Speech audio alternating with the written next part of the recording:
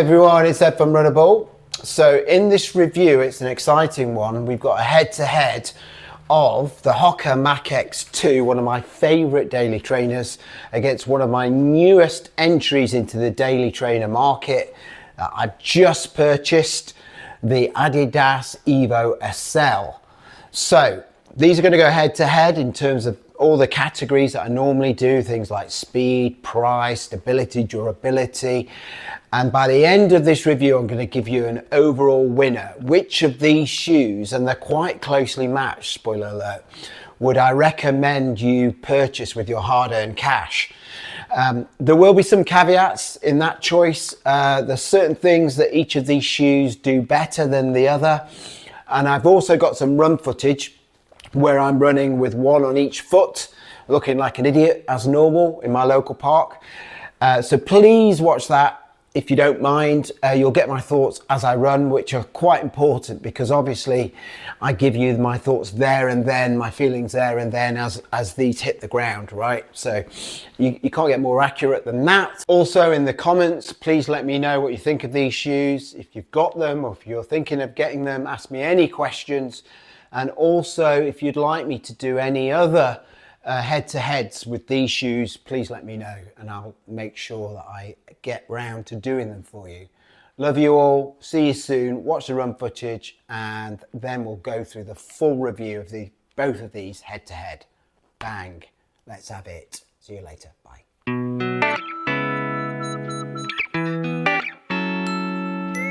Hi everyone, it's Ed from Runnable.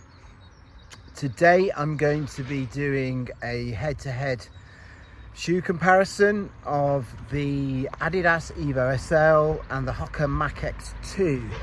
So the reason I picked these two shoes is I think they're very similar in what they set out to achieve in terms of your shoe rotation. So I just want to kind of get a feel for which I prefer out of the two shoes. So during the video I'll be making a recommendation which of the two you should buy with your money, based on running and the feel of the shoes, but also based on things like price, stability, durability, although that one is difficult for me to judge with the SL because I haven't run enough in it, but you get the idea. Go through some of the categories and then come out with a overall winner, and that'll be the shoe which I would recommend, obviously with the usual caveats about foot strike and how heavy you are and all that kind of stuff. So hopefully you'll find this interview what am I talking about? I've got work on my mind. I hope you'll find this review interesting, this head-to-head review interesting, useful. I'll show you the two shoes. So at the moment I've got the Hoka on my left foot and the Adidas shoe, the Evo SL on my right foot. There you go. Both very different looking shoes, but actually in some ways there is definitely some similarities between the two, and we'll find out a bit more on the run. So I hope you're doing all right. Those that have got marathons coming up, you're in your tapering period now, I'm guessing. Like I'll say every time now, good luck, don't do anything silly. I've got a tapering video coming up where I run through Battersea Park, give you my thoughts on tapering, so watch that as well if you haven't seen it already. But now's not the time to be doing anything daft.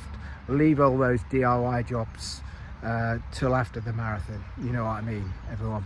See you later. Bye bye.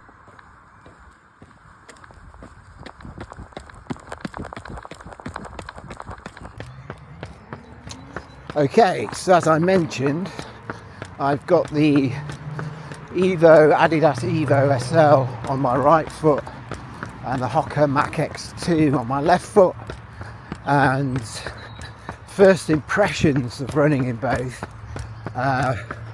well, they're actually weirdly similar. So I know from reviewing it before, the Mach X2 has a greater stack height in the heel, and therefore with a similar sort of drop, it also has more stack in the forefoot, but they don't feel that much different to me. They feel kind of similar I think with the Mach X2 you can kind of feel the foam, the PEBA foam is a little bit like more compliant, if you know what I mean. So you get a tiny bit more sort of sinkage with your foot in the Mach X2. Feels like my foot's doing a little bit more work than with the denser Lightstrike Pro in the Evo. So those who like really soft foam, you may like the Mach X2 a little bit better, and with the Evo slightly denser but still lovely, still by no means hard or firm. Right, let's go up a hill. Let's try them both.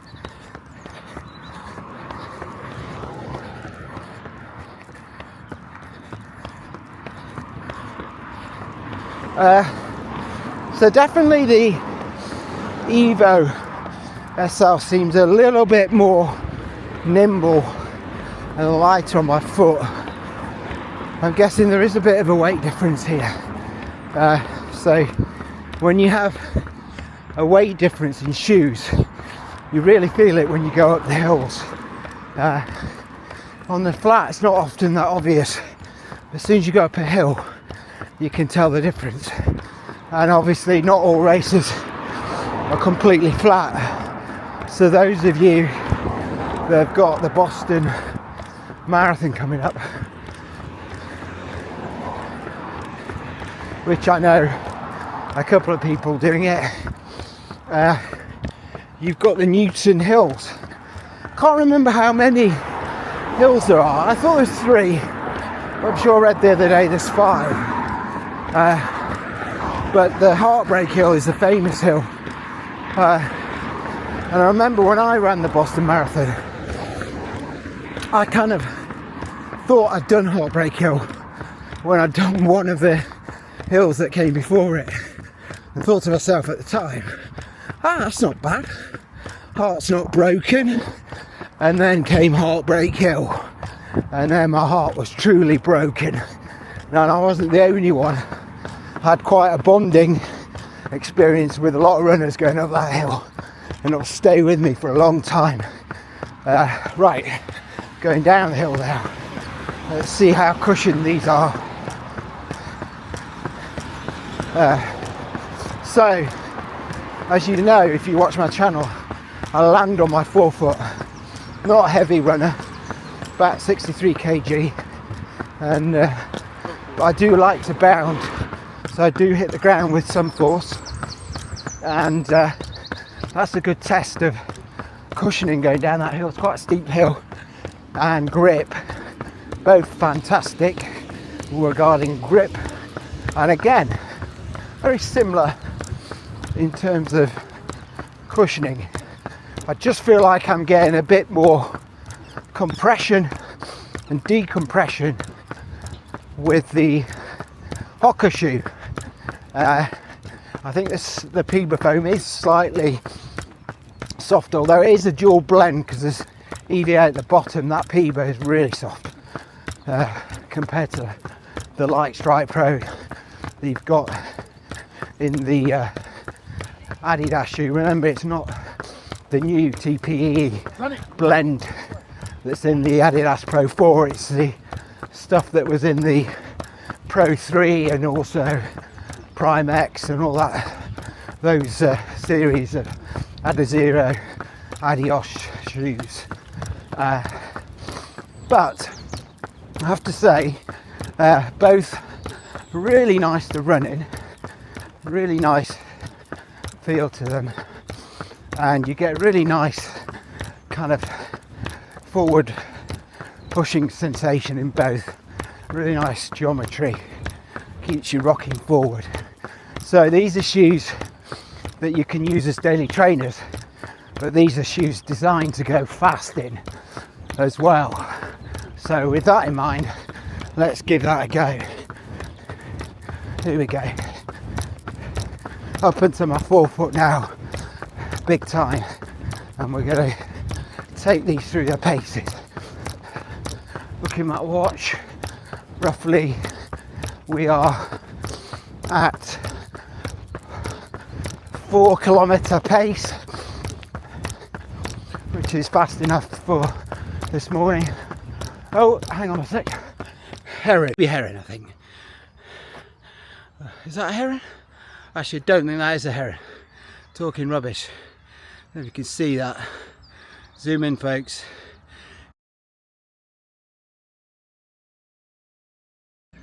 Don't think that is a heron. It doesn't look tall enough unless it's a young heron. It does look like one though, the shape. Put in the comments if you know what that bird is. I know there's herons around here. And it was wading through the water. So maybe it is. Anyway, I digress. So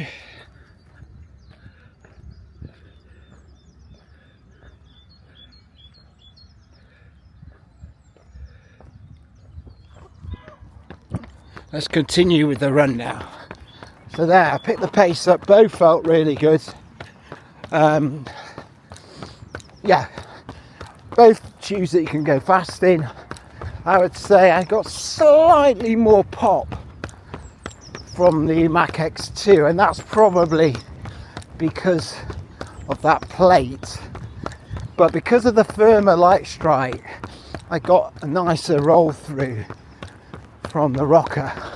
So it all depends on what you like best, really. Do you like a compression, decompression and a bounce and a bit of a toe spring that you get with the Hoka Mach X2, or do you like the more kind of rolling, elegant feel of just rolling along, cruising that you get with the Adidas Evo SL? I get the feeling that the Evo SL is an even more efficient shoe than the Hoka Mach X2, which is an efficient shoe in itself. But in terms of pop and bounce, it's got pretty hard to beat the Mach X2, which keeps you bouncing along with that amazing PIBA that you have in the Hoka X1 as well. So those who've got that shoe, you know exactly what I mean. Let's do some heel striking now. Let's see what the transition from heel to forefoot's like. Okay, this is where I'm now starting to feel the extra stack height of the Mach X2, and because it is a softer foam, feeling it slightly less stable than the Evo SL. Not by loads, but a little bit. Transition to the forefoot, not quite as smooth as with the Evo, which is actually quite nice to land on the heel. It does feel like the Hoka shoe has a bigger landing base though, so bear that in mind for those of you with real stability issues, like you need that larger landing base. But yeah, just give it to the SL on the heel striking there. Just feels like a nice elegant transition onto the forefoot. Don't sink in so much into the heel. And those of you that use the Pro 3 probably understand what I'm saying here. Very good shoe for racing shoe.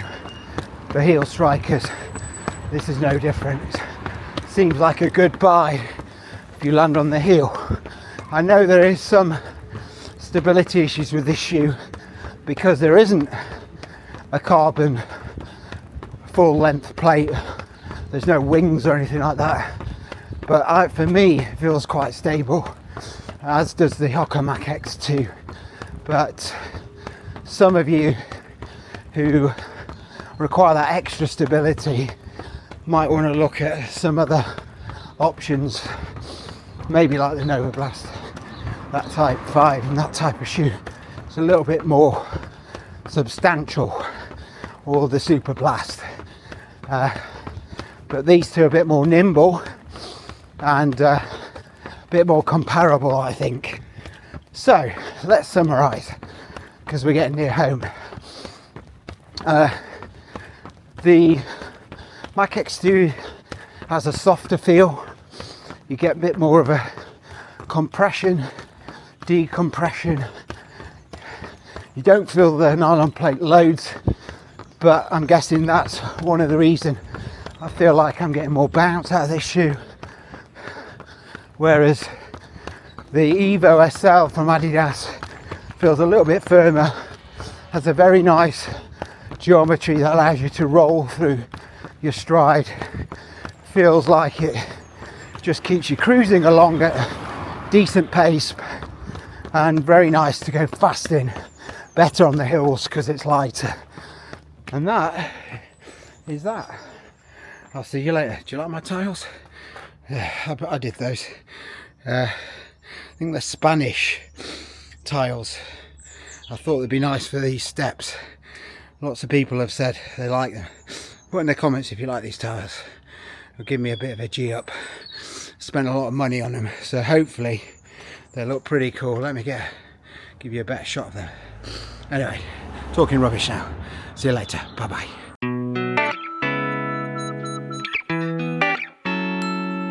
Go through some key stats around these shoes. So first, let's start with the Hoka.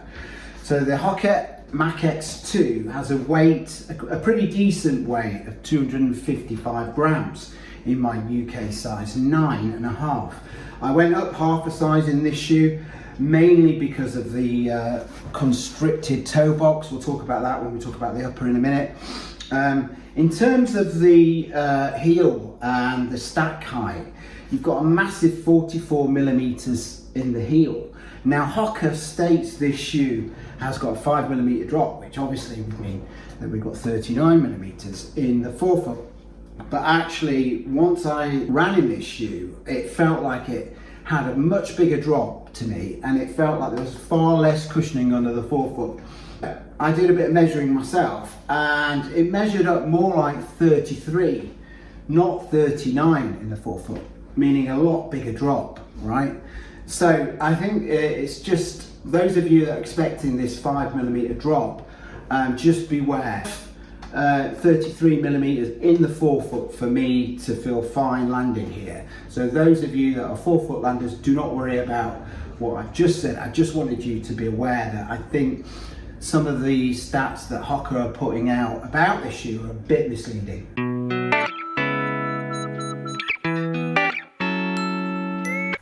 So let's talk a little bit about the Hoka Mach X2 upper. So you've got this nice jacquard mesh upper that's very racy. It's got quite a narrow toe box here, so you do get some pressure on your toes. It tapers in quite dramatically as well, so those of you with wide feet like me, I would go up half a size in this shoe. Definitely go up half a size if you've got wide feet. If you've got narrow feet, you might be okay to go true to size.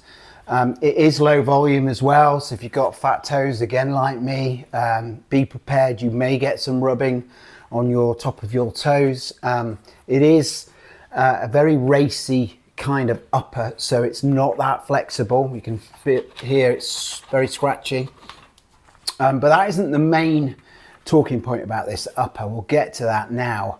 Just before that though, it's got quite nice laces. No problem with the laces. They're not ridged or anything, but they do the job. The tongue is a little bit short in my opinion, so you have to pull it up. It hasn't got any pillows at the top. It's got one further down that you can see here with the laces that are threaded through it. But you cinch your laces tight on the tongue and it was fine. I didn't get any lace bite on top of my toes. The big issue though with this upper for a lot of people is the heel. So in the collar, you've got very minimal padding here. You've got some a little bit further down. If you feel further down with your finger, you've got a nice rubber kind of strip that will keep your foot in place. But that's not the issue. It's at the back, the heel counter. So you've got very semi-rigid, actually quite flexible, not semi-rigid, flexible heel counter. but you have at the back here, you've got this little strip. Just feel it with your finger. You can see it there, little strip. And that's the thing that's causing people to get some really severe heel blisters and also rubbing on their Achilles. It's because of that and the fact that they can't get a proper lockdown in this shoe that makes it even worse. Now, I got a decent lockdown, but that's mainly because I've got a wide foot. So the midfoot area is quite tight for me, so it keeps my foot nice and locked in. But those of you with narrow feet, I think you could have some issues with that heel counter. Now, the next version of this shoe apparently fixes all that, and you've got a similar heel collar and counter to the Hoka X1 2.0. So for those of you that haven't bought this shoe, you might consider buying that version of the shoe. Apparently it's the same shoe apart from the upper. So this review is still relevant. Listen to the rest of this review. But I just wanted to warn you, those that have not bought this shoe and are thinking about buying the current version of this shoe, go and try it on first, or at least use it on a treadmill and run about 5k, and you'll know basically if you've run 5k and you have no issues, you're fine. If you run 5k and you get the slightest bit of rubbing, no good. It's going to be a lot worse after quite a lot of mileage. So that's the upper on the Hoka Mach X2. I would say because of the heel issue, because of how tight it is, I'm going to mark it 3.5 out of 5, unfortunately. I think for me, it's probably more like a 4. It's just a little bit low volume for my liking.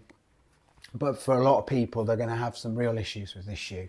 So I'm marking it down because of that.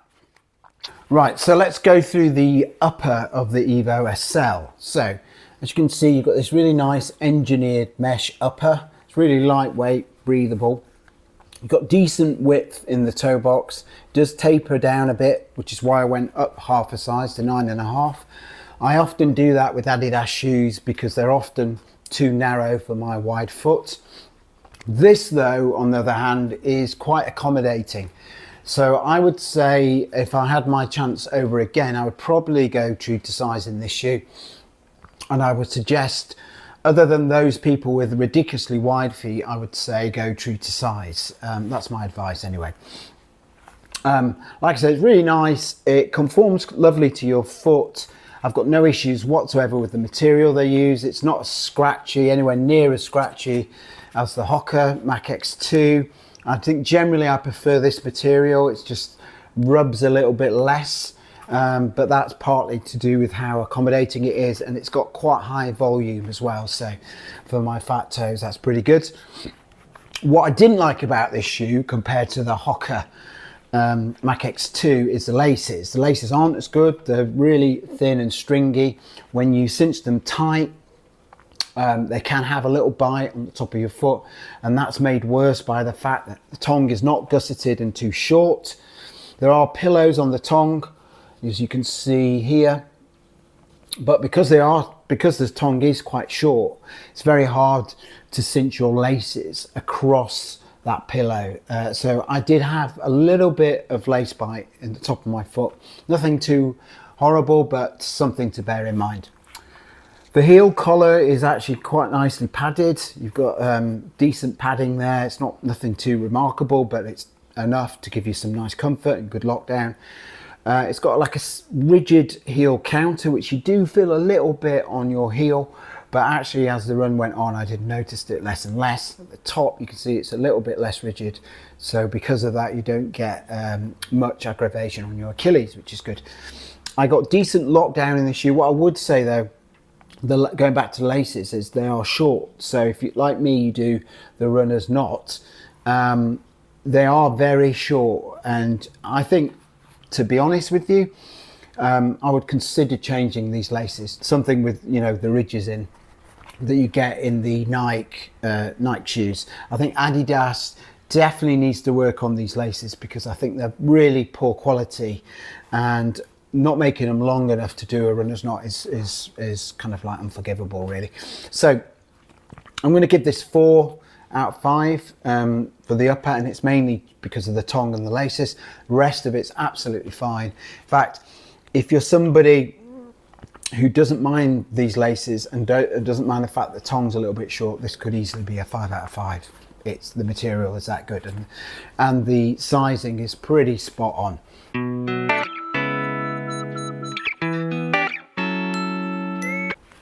Right, let's talk about outsole now. So if we talk about the outsole of the Hoka shoe, first of all, the Mach X2, you've got quite good rubber coverage in all areas. So you've got the key areas in the forefoot and also on the heel. What I would say though is just about here where I land, I am starting to wear it down a lot. It's gone, and it's not like I've done hundreds of miles in this shoe.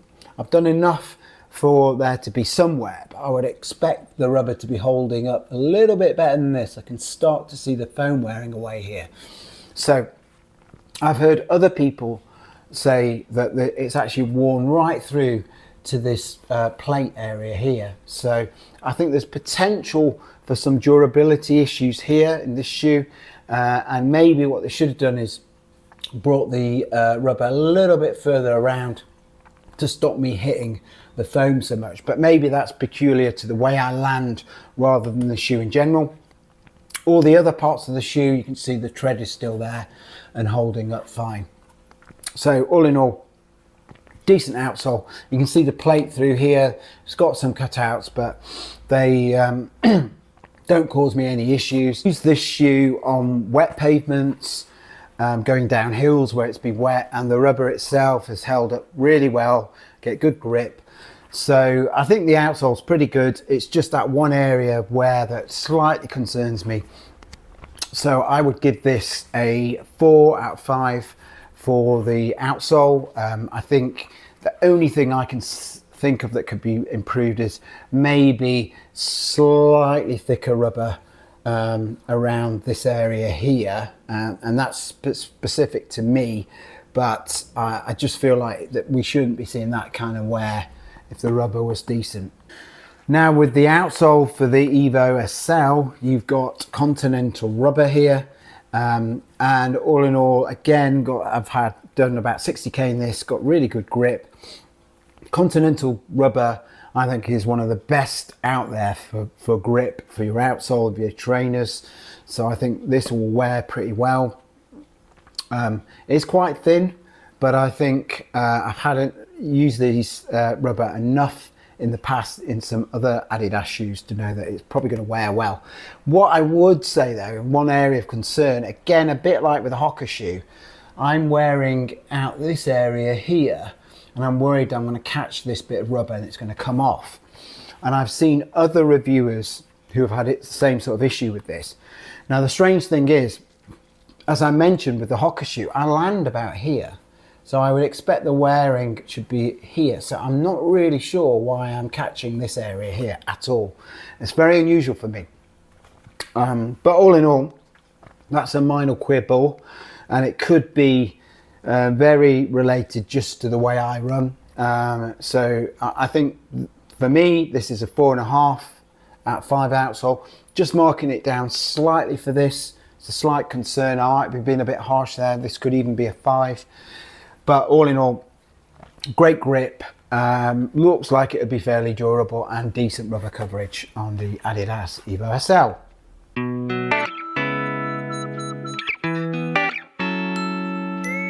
Okay, let's talk about midsole now. So with the Hoka Mach X2, you've got this dual blend of PEBA, this bluey green color here, this softer PEBA, and this more stable, more dense EVA foam that you can see in the orange here. You've also got a nylon plate. So all in all, you've got quite a mixture of things going on here. What I can say is that this PEBA is very soft and bouncy. And most of it, as you can see there, comes under my forefoot where I like to land. So with this shoe, the midsole really works for me. I get up onto my forefoot, land about here, get nice compression from this PEBA foam and decompression as it hits the plate and the firmer EVA and bounces me along. For me, this is a great midsole. It's really bouncy. light, propulsive.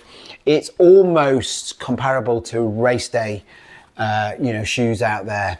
It's not quite as bouncy as the Cielo X1, mainly because of the EVA and the fact it's got a nylon plate rather than a carbon plate. It has got wings for stability, but it's one of the most bouncy and lively and poppy daily trainers out there on the market. So if you're looking for a kind of fun, bouncy ride while you're doing those long mileage for your marathon training, then you can't really go wrong with this shoe. It's really one of the top midsoles out there for daily trainers. And with the EVA, you've got this nice stabilizing effect that kind of takes the kind of energy and craziness of the pivot and just dials it down a little bit, so you have some structure and some stability to your ride, which you need for if you're going to go out and do 20 miles. You don't want to be bouncing all over the place. So all in all, fantastic shoe. It's got a nice rocker as well. Not the most pronounced rocker in the world, but really nice. Keeps you bouncing along, keeps me flowing through my stride. I can cruise quite well in this shoe, but it is more of a bouncy feel than a cruiser to me, this shoe. I know people that have used this shoe for half marathons and full marathons. So it's one of those shoes you could definitely race in. It's one of these shoes that you could actually use for your long 20-mile runs. It's also another shoe that you could use for doing shorter, easier runs. So you can do a lot of runs in this. It's a very versatile shoe.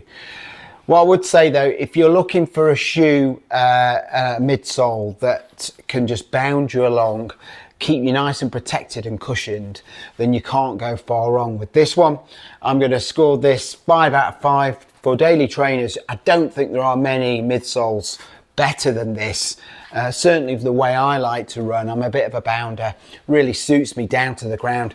And I love it to bits, to be honest. I think it's out there pretty much possibly the best midsole out there for any daily trainer that I've ever worn. So that's the Hoka Mach X2. Quite a hard thing to follow, but follow we must. And the Adidas follows it pretty well, to be fair.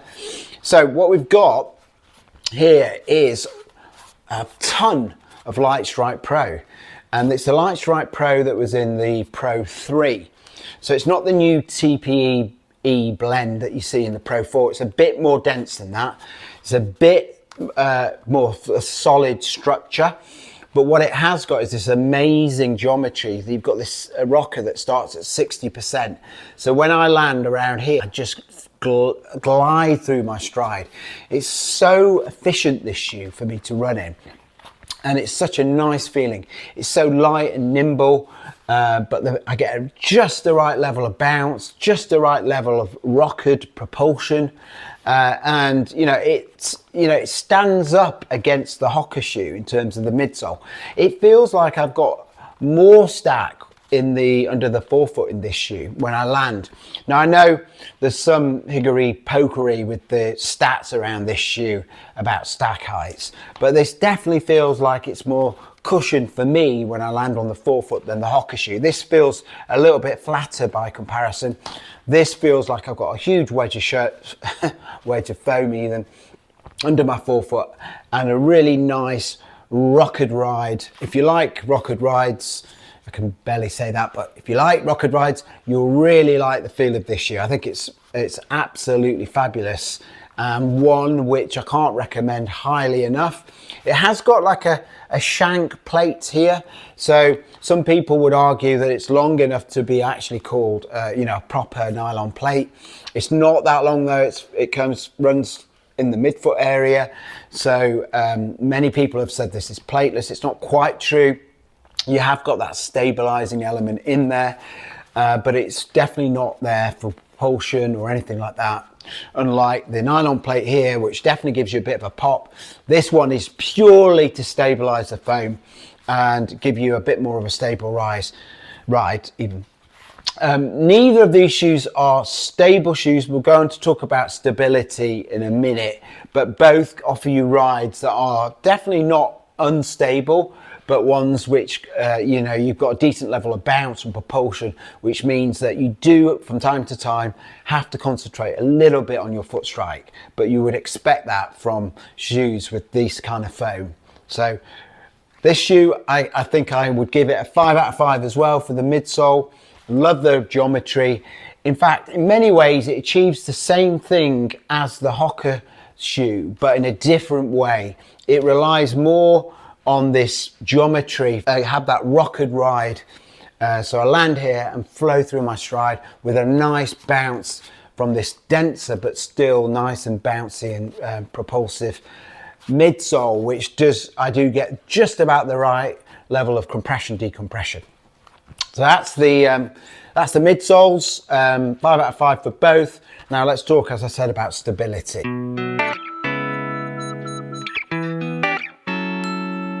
In terms of stability, like I said, with the Hoka shoe, you've got this wing plate here, which gives you that center path technology, which guides your foot and stops it going left and right, rocking medial or laterally. I like it in terms of it gives me just the right level of stability without being oppressive. You do have some sidewalls. You can see there's a bit of a sidewall there, but not loads in this shoe, if I'm being honest. A little bit of sidewalls towards the forefoot, a little bit of sidewalls towards the heel there, you can see. But all in all, it doesn't rely too much on stability features. Quite soft foam, as we talked about. So there is the possibility of irregular bounce in this shoe, particularly if your heel strike with all that foam there. But by and large, I think this is actually quite a good shoe for heel strikers. I know there's some other people on this channel that have said it isn't. But for me, I found it when I tested out my heel striking, it felt quite stable. And I think that's largely because it's got a really wide heel, actually. If you look at it, it's fairly wide across the heel and midfoot. So yeah, all in all, it's a neutral shoe. It's not a stable shoe, but it feels reasonably stable for a shoe of this nature. Now with the Adidas shoe, it's very kind of similar in the sense that you've got a wide landing area, decent width to land on. Again, it felt good landing on the heel. So again, for you heel strikers, I think this is a shoe that will work for you. Decent heel size, as you can see. To land on. I land here and it felt really stable as far as I was concerned. Like I said, it's got the shank plate which stabilizes the foam somewhat, so you don't get real irregular bounce when you land on this in this midsole. The midsole itself is a little bit denser than the Piva that's in the Hoka shoe. In fact, we can test that. So if I use my durometer here, we can test it. So if you have a look, so we've got 31 there, you can see on the Adidas shoe. And let's test the Piva bit first. On the Hoka shoe, there you go, quite a difference, 21. I don't know if you can see that. And then let's do the EVA, 26 on the Hoka shoe. So quite a bit softer. The foam less dense on the Hoka shoe, which I guess I can feel when I do my runs in that shoe. I feel like I'm sinking in a little bit more in that shoe and getting a bit more of that softer bounce. But also there's a plate in there, remember, so that gives me a bit more pop as well. So stability wise, I think they're both very similar. They're not the most stable shoes, but they'll be fine for the vast majority of people. Only you people that have problems with your ankles potentially might have some issues with these shoes, but for 90% of us, they should be fine. So both 4 out of 5 in terms of stability.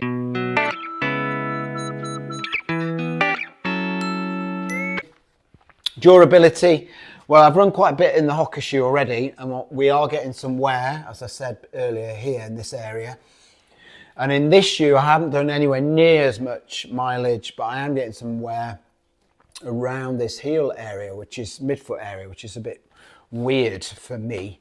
So I'm going to say that both are around 3.5. It's possible that will change over time for these shoes, but for me, just the fact that I'm seeing that wear means that I can't mark them any higher than 3.5. We're not talking Superblast levels here.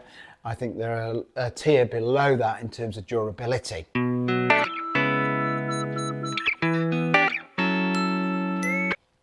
Okay, in terms of pace, this is an interesting one. So with the Hoka shoe, with the plate and with this Piba foam, I'm getting a really nice bounce, propulsion forward. For me as a bounder, that kind of works. For other people though, who are a bit more like shufflers, you might prefer the rocker that you've got in the Adidas shoe. I like that rocker as well. I love rockered rides, to be honest. I like saying that, rockered rides. I love the Hoka Sierra X1 and the X1 2.0. I think they've both got amazing rockers. This is no exception. I can get great pace out of both of these shoes. I would just say because of the plate, slightly the Hoka shoe takes it, because you get that little bit of pop and propulsion even forward that you don't quite get in the Adidas shoe. It's a bit firmer, it's less of a bounce, but like I said, this is more of a cruiser, more of a glider, something that just keeps you flowing. You know, running in this feels elegant, I think is the right word. Running in this is energetic, and that's the main difference. And I think if I was to really go for it in either shoe, I think slightly the Hoka shoe would end up ahead, just mainly probably because of the nylon plate, if I'm being honest, and the more responsive Piba foam that you've got in here. Although this Lightstrike Pro, being a bit denser, but still very responsive, you get nice compression, decompression. So this is by no means a slow shoe. They're both pretty much up there as the fastest daily trainers on the market. Put in the comments if you know any faster. For me, they're faster than Superblast. For me, they're faster than the Neo Vista. And for me, they're faster than the Nova Blast. There may be others that I've not used. Mizuno Flash potentially might be quick. That's got nice geometry to it. But all in all, I can't think of too many that are faster than this. But I slightly go with the Hoka. 5 out of 5 for pace for a daily trainer. Absolute top class. 4.5 out of 5 for Adidas. Relies more on the geometry, I think, than having this crazy bouncy foam. But that said, it's still a wonderful shoe to go fast in, which you can't say often of daily trainers. So that's pace.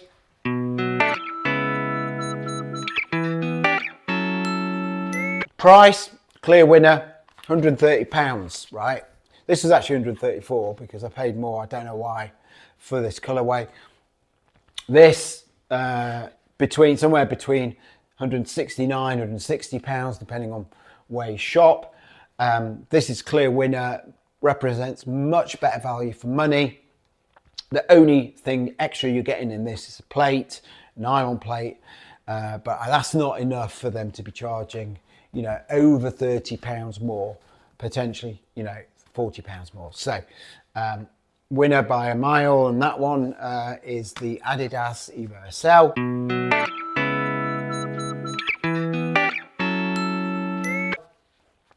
Now, if we talk about comfort and cushioning, they're both very comfortable rides. I slightly prefer the Adidas shoe.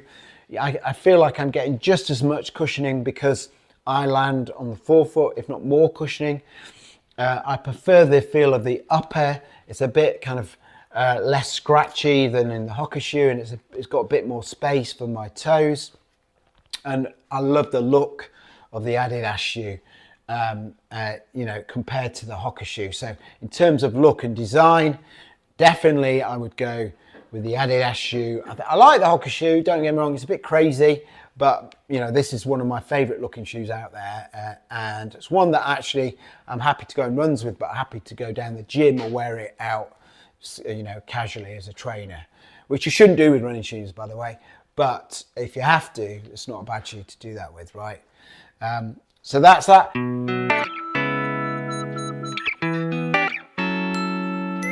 In terms of overall then, let's talk about which I think you should buy. And for me, there is a winner, but it's not clear cut. And there are some caveats around that. But if, what I would say is that my personal recommendation is the Adidas Evo SL. The reason I'm saying that is because I think all round it has, it's just a slightly better shoe. You know, the only real categories it loses on is speed, you know, possibly stability, but they're very close. All the other categories, I think this wins out. I think it's a better looking shoe as well, better price. I think it's a lovely shoe to go fast in, but you know, if you're looking for a shoe to do it all and racing, then you might go with a Hoka shoe. This shoe has the advantage in the upper is not going to tear your heel apart. So the next version of this will be a very interesting head-to-head with this shoe. But all in all, I think for those reasons that I've mentioned, the fact that it's a lighter shoe as well, and the fact that I think more people are going to get on with this shoe than the Hoka shoe, I'm going to say that the Adidas Evo SL comes up slightly on top for my liking. But again, I'll give you that caveat. If you're wanting to race in one of these two shoes, as well as using them as a daily trainer, then I would seriously consider the Hoka shoe, which I think is a faster shoe. You're going to get more out of this PIBA midsole if you're running hard and fast in it. I know people have done half marathons, marathons in this, and they've recorded very good times. I know this can go fast. This can go fast as well, but I don't think you get the same pop out of it. So all in all, my recommendation is the Adidas Evo SL, but those of you who want a shoe to do it all, including your fast races, you might want to look at the Hoka. That's all I want to say today. Hopefully that's been useful for you. Sorry about my voice today. I'm unfortunately coming down with something, which is terrible timing for the London Marathon. Hopefully it's nothing, but I'm getting a sore throat, which is never good for me, which means that, you know, it's possibly going to end up around here, which with 2 weeks to go is a bit of a nightmare. But I'm not going to let that defeat me. You know what I like to say, let's have it. And I'm still going to have it in London, no matter what. You know, if I'm in my sick bed, I'm getting out and I'm running that marathon. Nothing's going to stop me, right? Nothing. Given where I've come from, given what I've been through, nothing's going to stop me. And if someone was to tell me tomorrow, Ed, you're not very well, you don't have to worry about time, wear a shoe that's really comfortable for your marathon, either of these two would work for me. And that's how much I rate these shoes, right? So hopefully that's been good with you. Leave in the comments what you think of them, these shoes. They're so close. Honestly, it's such a close decision. This are either going to work for you. It's just those differences. Overall, I just feel like this has more plus points than the Hoka shoe, but it's such a close call. That's all I want to say. Take care. Love you all. See you soon. Bye-bye.